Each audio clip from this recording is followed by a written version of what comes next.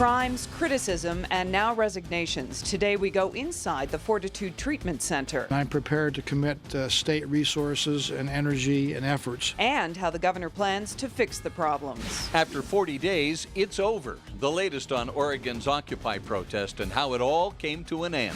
What's not coming to an end? Our state's inversion. We'll take a look at how some schools are dealing with it. Why parents who are opting their kids out of immunizations might soon be stuck with some extra homework. And the proof that Einstein was right. Live from Fox 13 Studios, this is Fox 13's Live at 5. These four men who critics say represent an ongoing problem in Utah: Robert Berger, Corey Henderson, Thomas Burnham, and Todd Nelson, each walked away from the Fortitude Treatment Center and then reportedly committed violent crimes. Two leaders of the Utah Department of Corrections have resigned. Both Parole and Probation Director Jerry Miller Fox and Regional Administrator Wendy Horlock have stepped down. Today, Governor Herbert also weighed in on the problems at Fortitude. Now, he's demanding action, saying these lapses by Utah's law enforcement and Department of Corrections are unacceptable. Fox 13's Dora Scheidel joined us live from the Unified Police Headquarters today. Dora. Well, Bob and Hope, Governor Herbert began his monthly address by clarifying the #1 responsibility of government: protecting the safety and welfare of the people. And he says recently there have just been too many mistakes, some that have led to deadly consequences. Harsh words from Governor Herbert. We know that errors have occurred. We need to find out what's caused those, whether it's been ignorance or intentional. And these mistakes made by employees are inexcusable. During his monthly address, Utah's governor criticized law enforcement and the Department of Corrections for lapses that led parolees to commit violent crimes. But that criticism is welcomed by the Unified Police Department. I think he's on point, and I think he was very touched by the death of Officer Barney. And we appreciate his response of looking at the system and trying to make those corrections that are needed. The one positive sign the governor highlighted is this week's announcement about forming a fugitive response team, a task force made up of UPD and Salt Lake City police officers. I'm prepared to commit state resources and energy and efforts to help in this ongoing effort. UPD Detective Ken Hansen tells me the team is specifically monitoring the men and women who walk away from halfway homes. We're going to know who they are, and then when they don't go back or they go AWOL, so to speak, we'll have a team of officers looking for them and basically hunting them down. Hansen says the last straw that led to the formation of this task force was when Thomas Burnham rammed a police car and led officers on a high-speed chase after walking away from Fortitude earlier this week. They've been given a chance, and if they've violated on that promise, then they need to go back to prison and serve the rest of their term.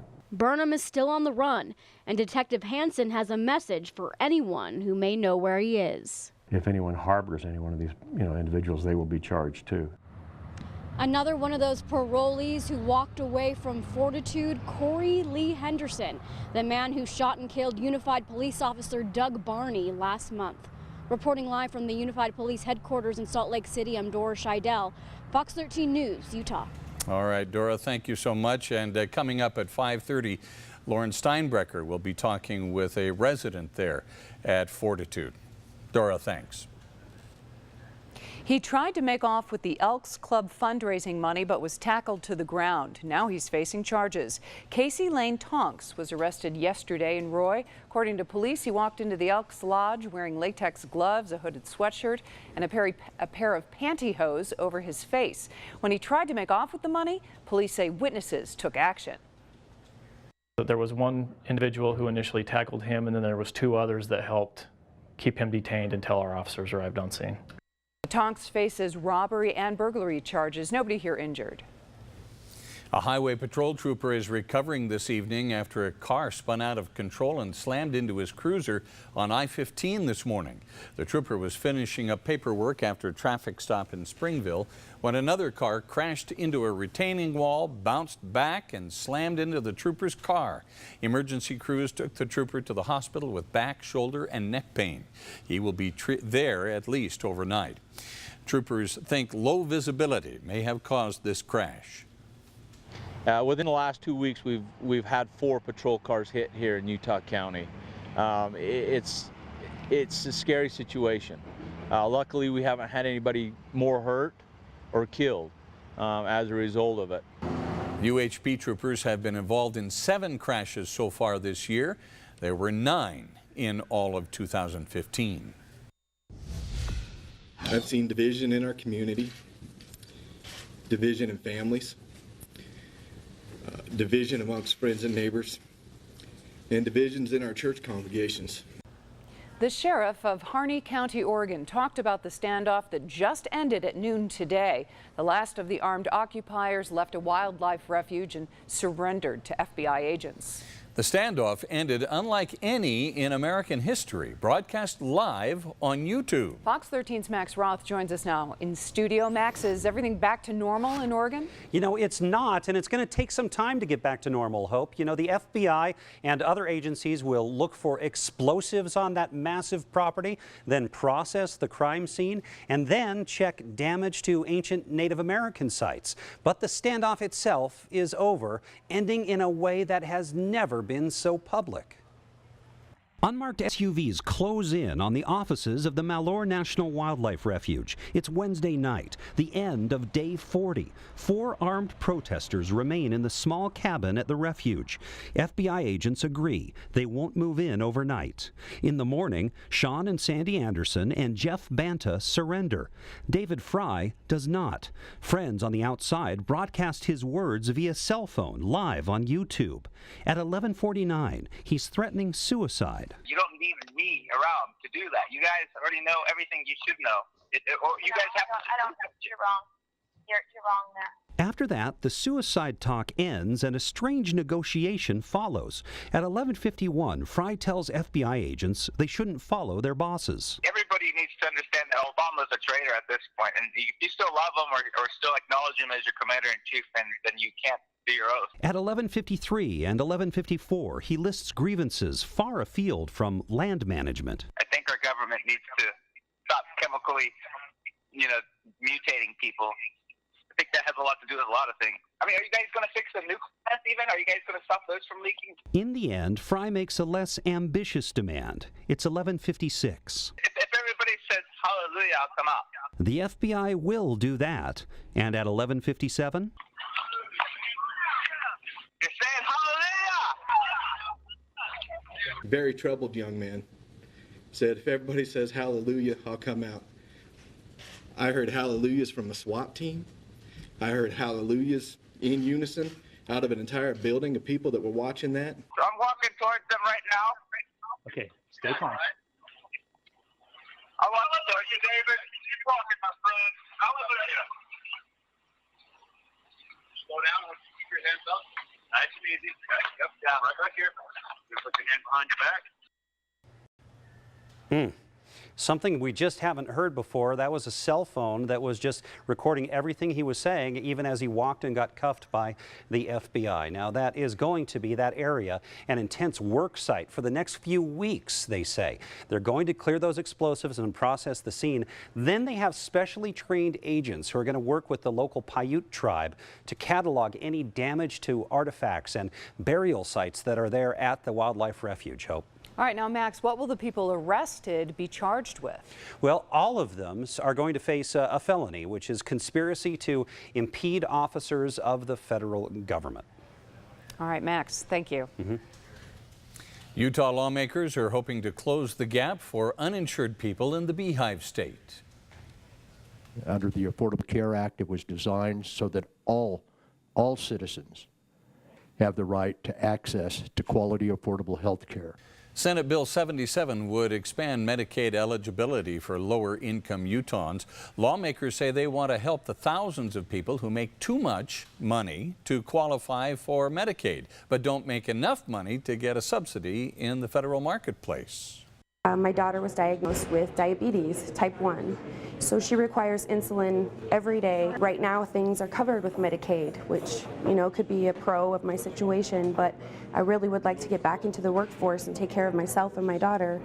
But if I get a job, I'll make too much and she'll lose her insulin. The hope is that we'll give them coverage for 12 months. They can stabilize, they can go get a job and either afford to buy coverage or get on an employer-sponsored plan. Last year, a similar Medicaid expansion bill passed the state Senate, but was voted down in the House. Students at Wasatch Elementary School in Provo are doing their part to bring attention to our poor air quality. And right now, it's an orange air day in Utah and Salt Lake counties. That means the air is unhealthy for sensitive groups. Every morning, students at Wasatch Elementary put on uniforms, figure out what the air is like for the day. Then they grab the corresponding flag and put it up the flagpole. The program started last year and it's become something many rely on. We have parents that will call in if they have a student that is sensitive to the different air qualities, just to make sure that we're abiding by it. I know many people who have asthma and they can just look to the front of the school and see the flag and be like, oh, I need to bring my inhaler, or oh, this is a fine day to be outside. Now, even though today was an orange day, it verged on red, prompting the school's principal to call for an inside day. And things keep changing out there. I mean, that's one of the interesting things with the inversion in place. We've seen a little bit of weakening this afternoon with this high pressure ridge that's weakening, and we've seen some shifting air quality. We'll look at that coming right up. First of all, a couple webcams here. We'll start in southern Utah. Beautiful conditions around Moab. Still chilly. I mean, we still have inversions in places like this, just not the air quality issues. You look up here around Hiram State Park. We're starting to see fog build back in at this point. This is not all pollution that you're seeing right here, but this is fog that's beginning to redevelop in the Cache Valley. In fact, Cache Valley and Box Elder County, which were both, and Weber County, which all three were in the unhealthy for sensitive groups, right now are in the moderate. Now, by tonight, they could jump right back into that orange category, but at this point, they're moderate air quality. Also, Tooele and Davis County are moderate. Now, Salt Lake County and Duchesne County both have unhealthy for sensitive groups, and unfortunately, Utah County now has the worst air quality in northern Utah. We're seeing unhealthy conditions for everybody in Utah County at this time. At least that's what the monitor is saying at this particular time. Satellite and radar does show, again, a weakening ridge. A ridge is still in place. The storms are still riding over the top of that, but we're seeing some more clouds, and we're seeing storms that are closer to the state. And they're going to get even closer as we head into the weekend. And I'll let you know what that means for air quality and the complete forecast coming up. All right, thank you, Brett. Concerns over the number of people who don't immunize their children. What the health department wants parents to know. It's a huge scientific breakthrough that's already changing how we see the universe. I'm Julie Banderas in New York. I've got the details coming up. And what do the Mormon Tabernacle Choir and computers have in common? We'll show you how both are coming together to make a pretty cool video coming up.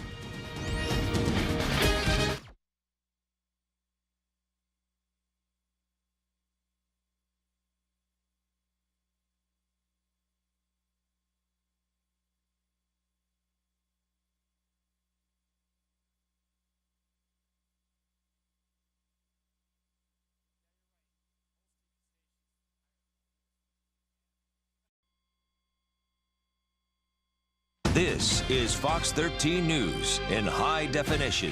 If you opt your child out of school-required immunizations, you have to sign an exemption form. But a Utah lawmaker wants parents to acknowledge some of the risks and is proposing they watch an online educational video. Fox 13's Tamara Vaifanua has details from Capitol Hill. Proponents of this bill say they're not trying to take away a parent's choice when it comes to immunization. They do want to arm them with enough facts so they can make an informed decision that will protect their child and other children. Beth Luthie's son could not get vaccinated because he had a liver disorder. He didn't have much of an immune system left. She relied on those who could get vaccinated to protect him, otherwise known as herd immunity. And unfortunately, there was not a healthy herd immunity in our community. He caught rotavirus and we almost lost him. He caught RSV and we almost lost him. He caught whooping cough and we almost lost him. And he caught chickenpox and we almost lost him. With more and more parents opting out of immunizations, the Utah Department of Health says we're losing herd immunity, which could lead to outbreaks. We have 50,000 births, and they cannot receive the MMR because they're not of age yet. And those kids can be at risk. Current state law requires only a parent's signature to claim a personal, medical, or religious exemption from vaccinations. Representative Carol Spackman Moss is proposing a bill that would require parents who opt out for personal reasons to take an online educational course every year. It will not be to try and force parents to immunize their children. Representative Moss will work with Lacey Eden, a nurse practitioner, to produce a 20-minute online video for parents. What we want to do is make sure that they are reminded about the signs and symptoms of communicable diseases, how to protect their child if there is a disease outbreak, and how to limit the spread of infection. With more education, Beth hopes parents will think twice. It's kind of the village raise a child sort of a thing where we're all trying to take care of and protect each other's children. A House committee will decide whether or not to advance the bill at a hearing on Tuesday, February 16th. At the state capitol, Tamara Vaifanua, Fox 13 News, Utah. Investigators aren't sure what sparked a 5-alarm fire at an industrial park in Hillsborough, New Jersey. This video is from our sister station, News 12. Flames tore through this building this afternoon. Strong winds made it difficult to fight the fire. So far, no word on any injuries. A concept first proposed 100 years ago, proven through modern science. An all-star team of astrophysicists say they've detected gravitational waves, just like Albert Einstein predicted. As Fox's Julie Banderas explains, scientists say this is as big as landing on the moon. It's a game-changing breakthrough first predicted by Einstein a century ago. An all-star team of scientists confirming on Thursday the existence of gravitational waves. We did it. It sounds like something out of a science fiction movie. The waves are ripples in the fabric of space-time, the fourth dimension that combines time with the physical world. In this case, two black holes collided, sending out strong waves when they merged. Those waves were then detected by the Laser Interferometer Gravitational Wave Observatory, or LIGO, the most precise measuring instrument ever built. It's exactly what you would expect, what Einstein's theory of general relativity would predict for two big massive objects like black holes in spiraling and merging together. Experts say the discovery is a huge step forward in our understanding of how the universe works, because gravitational waves carry information about their source.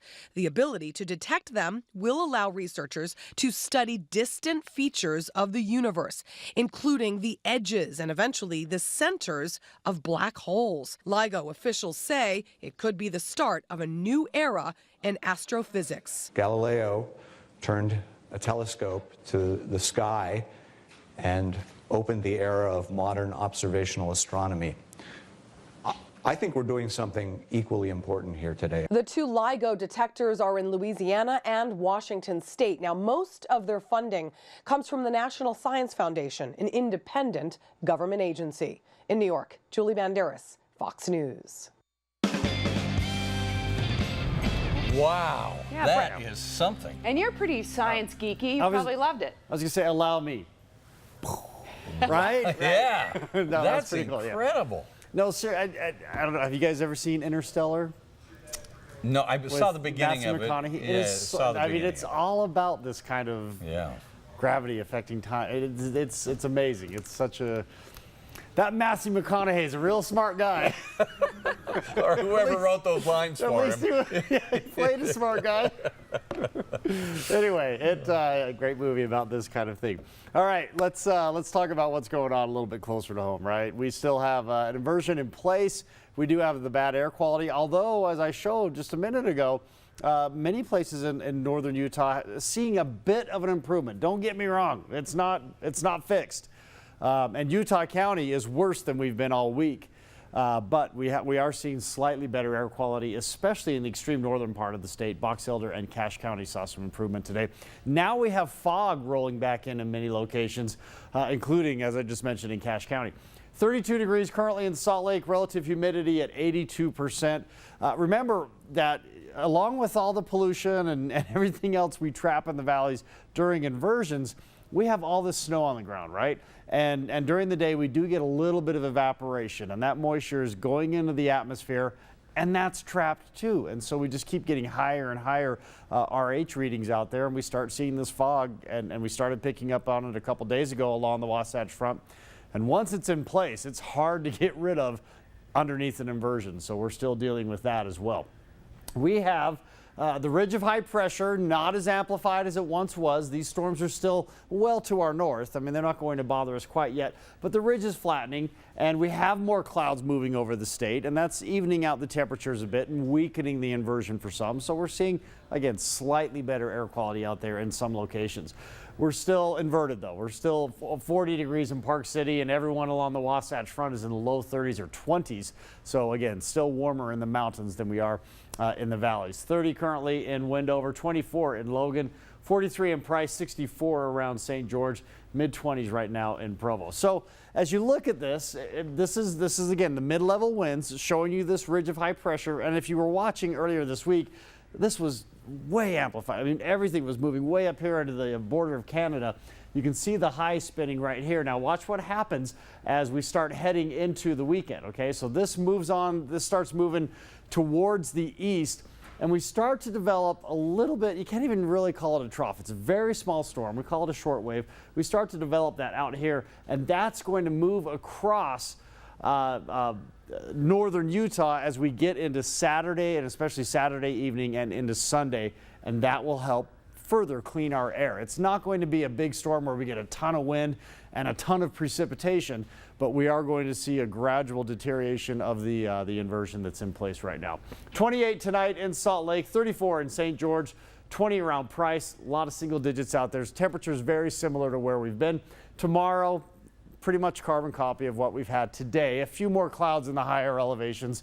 38 for a high in Salt Lake, 66 in St. George, so slightly cooler, 50 in Moab. 7-day forecast shows these mid-60s through Saturday, then Sunday cooler, then warmer on Monday, and a storm rolling in by Wednesday, Thursday of next week. For northern Utah, we have partly cloudy skies on Saturday. That weak storm pushes through, and notice we warm it up on Sunday and Monday, and that's because we mix the atmosphere a little bit. Low 50s on Tuesday, Wednesday, and the next storm starts dropping in by Wednesday into Thursday and Friday. And that's a more legitimate storm, more winds, more widespread precipitation. We'll see some showers on Sunday, but it doesn't look like anything terribly widespread or much outside of the mountains, really. Not enough to move it all out. No, but definitely see like some that? improvement. Yeah, like I did. Move it all out. Yeah. Okay. Really forceful. Yeah. I was excited about it. Thank you, Brett. Well, your heart isn't the only thing Cupid is after this year. How much money the average person spends on Valentine's Day? After the break.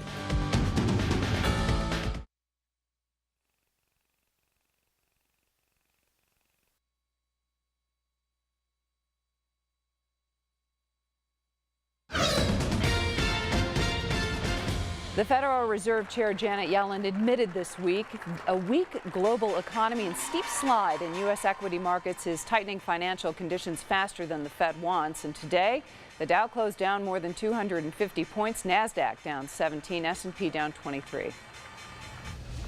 Traveling by air will cost you a bit less than it used to. The Transportation Department says domestic airfares have dropped by more than 6% in the third quarter of last year. That's a 6-year low. The average price is now about $372. Expansion of low-cost airlines and plunging jet fuel costs are big drivers of the change. The season of love comes with a hefty price tag this year. The National Retail Federation says for the first time, Valentine's Day spending is expected to top $20 billion. Researchers expect the average person to spend $150. Candy remains the most popular gift. Flowers are a close second, and most people surveyed plan to shell out some cash on parents, children, and even their four-legged friends.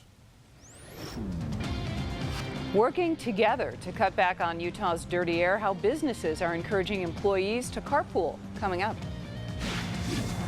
I'm Lauren Steinbrecher in front of the Fortitude Treatment Center. Coming up, hear from a current inmate who describes problems happening inside those walls. And will visible liquor bottles return to Utah restaurants? A look at the proposal to tear down the Zion curtains. Coming up. Live from Fox 13 Studios, this is Fox 13 Live at 5:30. If we find individual employees who have been derelict in their sworn duty, they will face discipline up to and including termination. Within hours of this statement from Governor Herbert, 2 high-level Corrections Department employees stepped down. Parole and Probation Director Jerry Miller Fox and Regional Administrator Wendy Horlocker both resigned. It comes after 4 men walked away from the Fortitude Treatment Center and committed violent crimes. This evening, we hear what it's really like inside Fortitude from someone who lives there now. Fox 13's Lauren Steinbrecher has the exclusive interview. She is live outside the treatment center. Lauren. Well, good evening, Hope. The Fortitude Treatment Center is going through an onslaught of changes announced today by the Department of Corrections. And that inmate tells me this center needs a major overhaul. It's just chaos. That's how a current inmate describes the Fortitude Treatment Center. Not wanting to show his face or voice, the man who we'll call Brian says the center started to crack down in the past couple weeks. They're just being really rude and coming down hard on us for what other people did.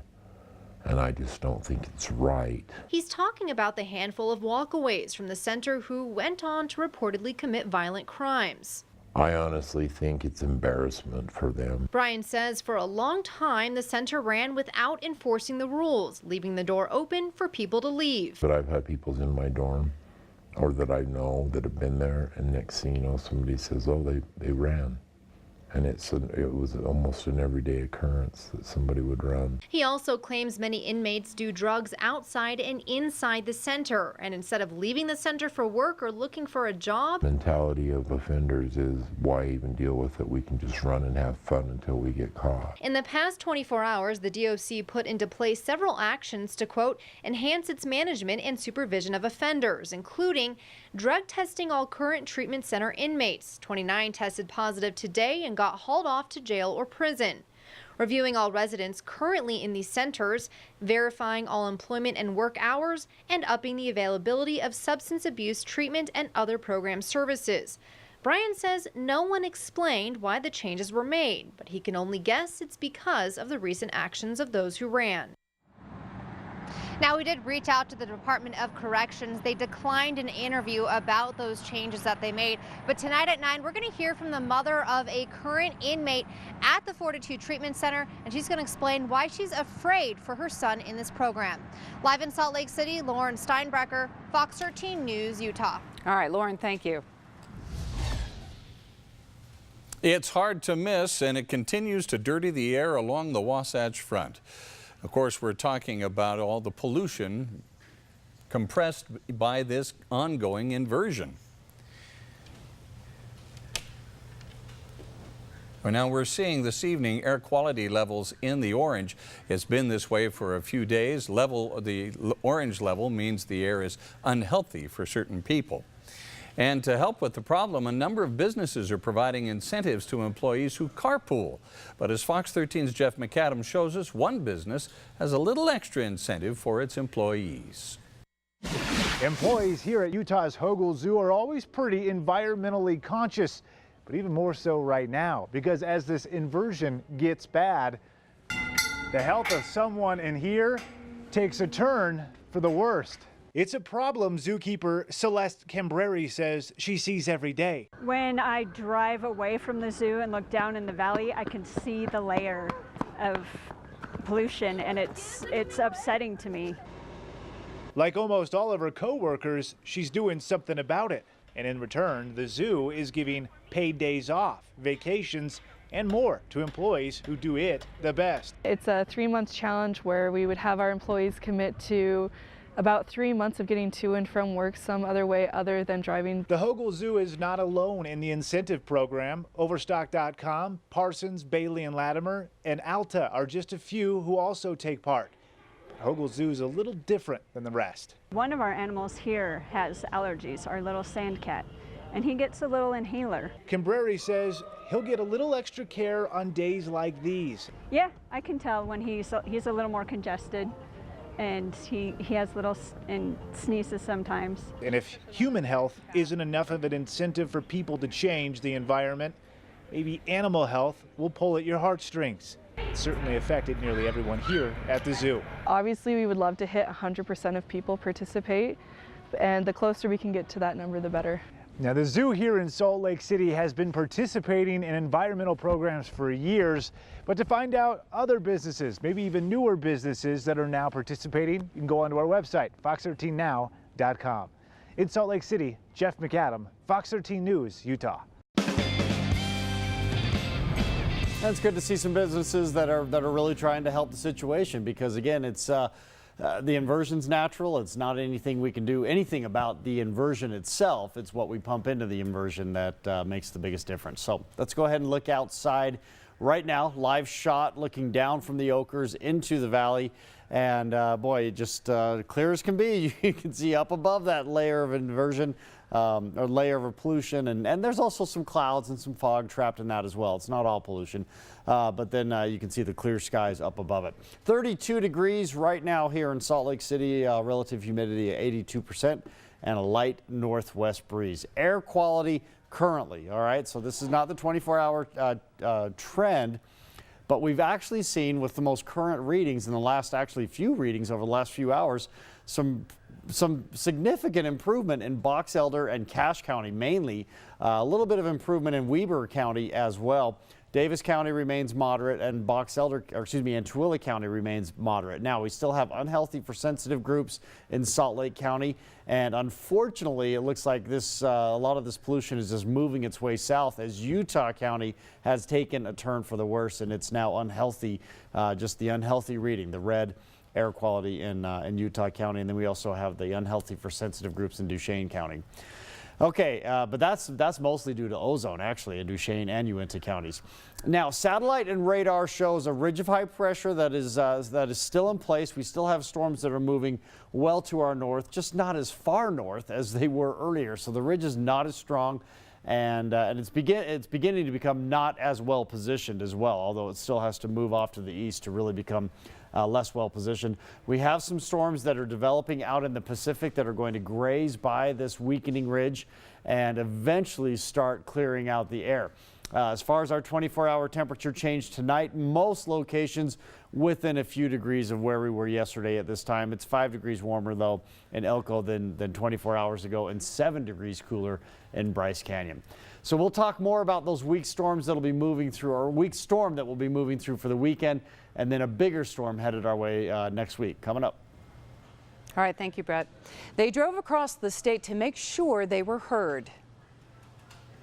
The legislature should be sued for fiduciary responsibility for even considering this bill. Today, a number of Washington County residents flooded the Board of Water Resources meeting in Salt Lake City.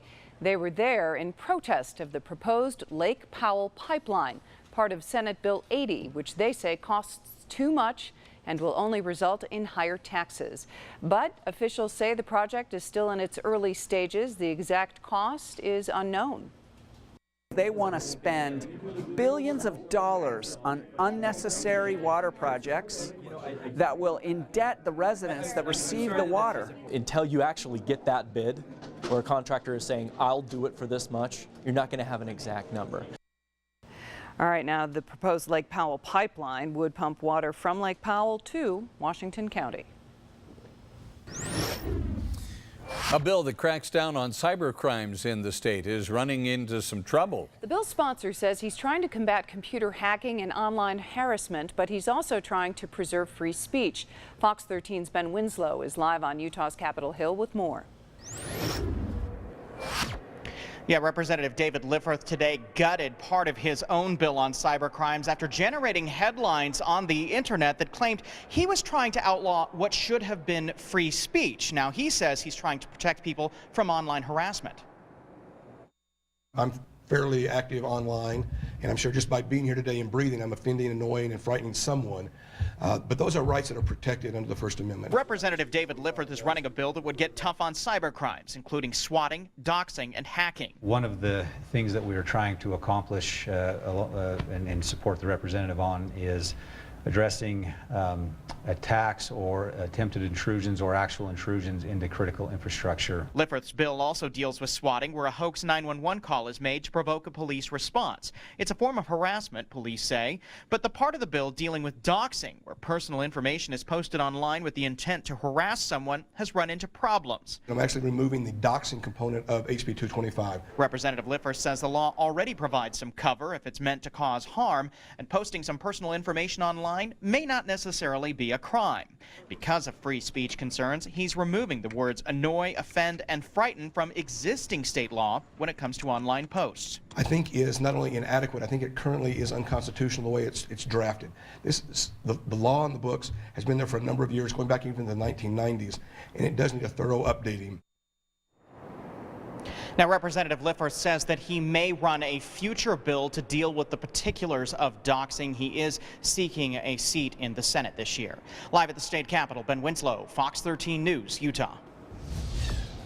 A bill that seeks to tear down the Zion curtain that keeps you from seeing drinks being made in restaurants will get a hearing in the legislature. Senator Jim Dubakis's bill was assigned to a Senate committee today. It would eliminate the 7-foot walls in restaurants. A similar bill has been proposed in the House. This just in, a bill that adds sexual orientation and gender identity to Utah's hate crimes law passed out of committee this evening. A Senate committee voted 5-1 to advance Senate Bill 107 to the Senate floor. The bill has support from a number of groups, including Equality Utah, the NAACP, and the Catholic Diocese. Opponents argue it punishes thoughts. We'll have more tonight at 9. Click it, avoid a ticket, and get to see the Jazz dunk team in action. West Valley Elementary got a visit from the team to thank them for encouraging their families to be safe on the road. 0 Fatalities put on the contest. They asked elementary students to sign a pledge promising to always buckle up in the car, then take that pledge home for a loved one to sign. West Valley Elementary was one of the schools with the most pledges returned. I pledged it because I heard the story of Miss Kosa and her husband, and I didn't want that to happen to me or my family. So if the child asks their parents, say, hey Mom, Dad, I love you, will you please put your seatbelt on? They will put their seatbelt on, more so than if an officer were to say, hey, here's your ticket, put your seatbelt on. 0 Fatalities says 97% of students returned the signed pledge to the school. So far this year, 16 people have died on Utah roads. Fox 13 is a partner with the Utah Highway Patrol and UDOT in the 0 Fatalities campaign. The goal is to eliminate all deaths on Utah roads. For more information, go to fox13now.com.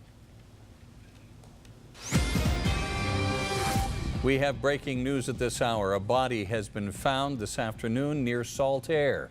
Police are on the scene, but so far have not released any information about that body. We have a crew on the way to the scene. We'd encourage you to stay with us right here on Fox 13 News Live at 5 for more details as soon as we get them in, and continue to follow us on fox13now.com. You got to see this. More than 300 singers in the Mormon Tabernacle Choir, and they want even more. We're going to show you how you can join without even leaving your house. And did the Jazz lose some mojo after their winning streak came to an end last night? Gordon Hayward will tell us coming up in sports. And 13 players from 4 different college teams in the state were invited to participate in the NFL Combine. We'll tell you who they are. This is Fox 13 News. He's made it to the top 24. Now Utah singer James Dawson has to convince the American Idol judges he belongs in the top 14.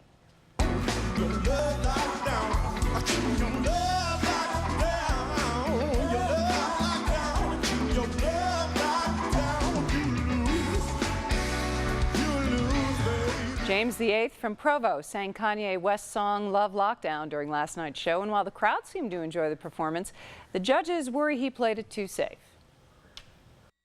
James, here's the thing, man. You got to be really, really careful between being chill and being indulgent, because the indulgent thing can happen really fast when you're digging on it and it's all cool, but it's not compelling enough to keep me interested. And I love guitar playing. You can't assume that you're going to be here to do another song. So, man, you come out and kill it every time.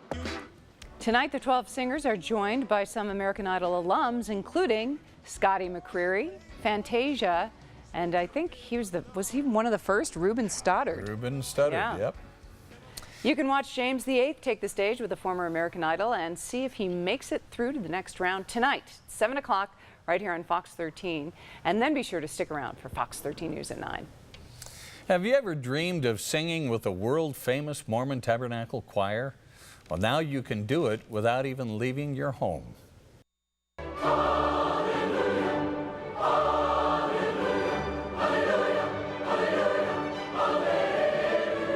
That's the choir singing Handel's Hallelujah chorus from The Messiah in the Salt Lake Tabernacle 2 years ago. Now they want to take the piece online with a virtual choir. From now until March 1st, you can upload a video of yourself singing the Hallelujah chorus. Then the choir will put all the clips together. Mac Wilberg will be conducting you, and Peter and Evan Hollins will provide vocals to follow along for each part. When you've recorded your piece, just upload it to YouTube using the hashtag Hallelujah and send us the link. Combined videos should be ready by mid-March, just in time for Easter.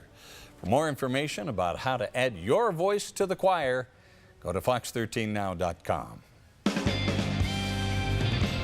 Okay, we all totally have to do that. That would be amazing. Wouldn't that be great? Fox 13 sings with the choir. I'm not a good singer, and that's probably the least of my problems But wouldn't it be that they would have with me. Yeah, if we just do it together, it doesn't matter. Yeah, okay. We could all No, stand I up. really, honestly, I was in choir when I was in high school. Oh, well, really? well, but the teacher just wanted me because I was tall and I made a nice point, and she even told me.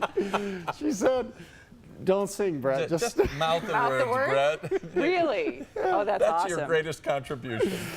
So if the Motab's looking for A tall guy. I'm your guy. A tall guy. Yeah, they need tall guys.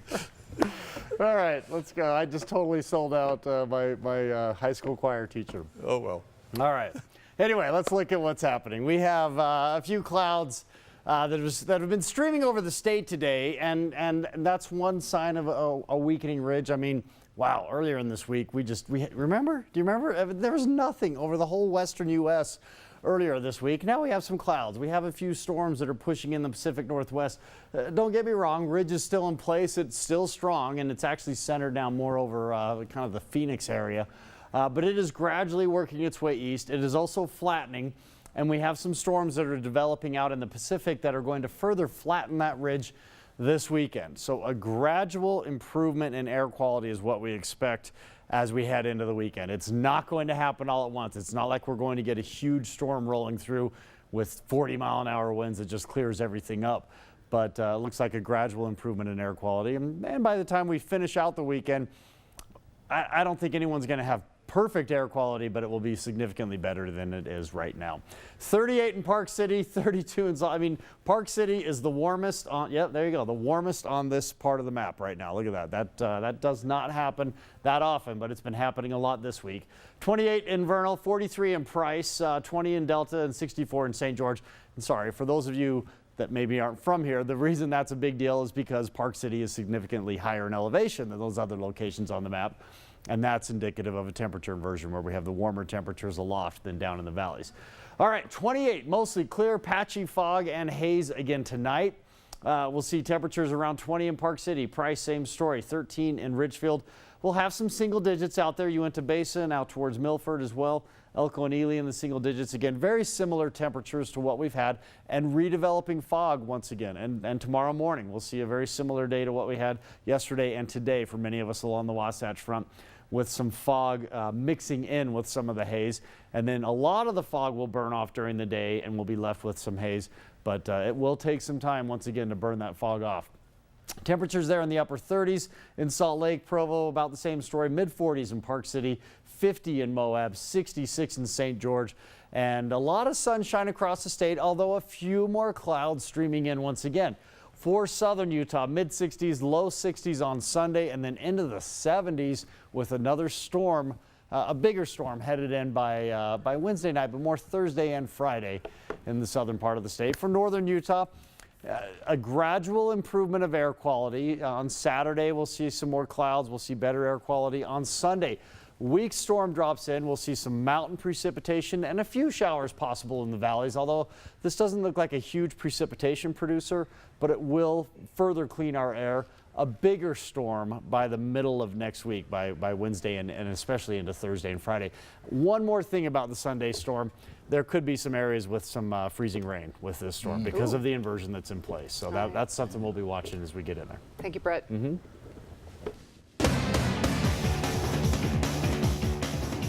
The Jazz were hoping to go into the NBA All-Star weekend with an 8-game winning streak, but it came to an end last night in New Orleans. The Jazz played the Pelicans tough after one night pulling off a big win in overtime in Dallas, but they ran out of gas a little down the stretch. The Jazz do go into the break at 500 with a record of 23-23. That has them in the 8th spot in the Western Conference standings. We're still going to go into the break with a lot of confidence. We're playing good basketball. Tonight, we played a team who gave us their best shot. They hit the shots when they needed to, and like I said, we fell short, but I think we're still extremely confident going to the break. We're playing well and just need a little recharge. Utah running back Devontae Booker leads a group of 6 Utes invited to participate in the NFL Combine. He averaged 123 rushing yards per game in the first 10 games before he suffered a season-ending knee injury. Joining Booker are defensive back Devin Carter, defensive lineman Jason Fainica, punter Tom Hackett, and linebackers Jared Norris and Gianni Paul. Bronson Kafusi is the only BYU player that was invited to the Combine. The defensive lineman had 11 sacks last season. He had a great showing also at the Senior Bowl. Kyler Fackrell leads the Aggies in the NFL Combine. He's listed as the 24th overall best prospect on NFL.com. The other Aggies headed to the Combine are wide receiver Hunter Sharp, linebacker Nick Vigil, who will try to join his brother Zach in the NFL. He plays with the Miami Dolphins.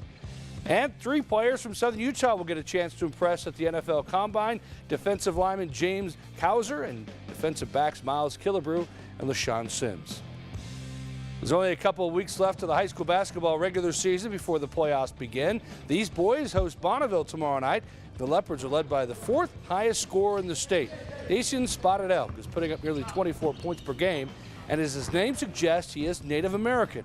And he grew up on a reservation in Blanding, but he was raised playing basketball. All my uncles played, and my dad showed me, basketball when I was at a very young age, and I've stuck with it ever since. He loves to score, loves to play, but he's a really good scorer. I didn't know if he was going to be able to, to be scoring at this clip, but he's done a heck of a job, and he's been pretty consistent. There's an interesting story that goes along with his pedigree. Morgan Vance will tell us that story tonight at 9. Wow. Looking forward to that. He can play ball. Yeah, really good. All right, Jeff, thanks so much. We'll be right back.